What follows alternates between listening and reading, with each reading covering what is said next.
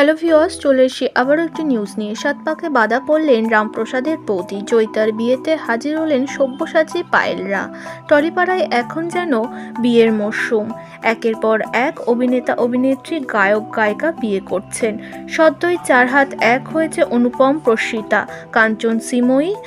আর একই দিনে বিয়ে করলেন টলিউডের আর এক অভিনেত্রী জয়িতা গোস্বামী, অর্থাৎ রামপ্রসাদ ধারাবাহিকের লবঙ্গলতা।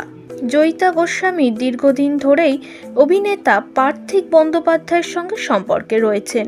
এদিন তার সঙ্গেই সারা জীবনের জন্য গাঁটছড়া বাঁধলেন তিনি। বিয়ের দিনে টুকটুকে লাল বেনারসিতে সেজেছিলেন জয়িতার, সঙ্গে ছিল গা ভর্তি সোনার গয়না। অন্যদিকে পার্থিককে দেখা যায় বিয়ের জোরে। জয়িতা এবং পার্থিকের বিয়েতে শুভকামনা জানাতে এদিন হাজির হয়েছিলেন টলিউডের বহু চেনা মুখেরা।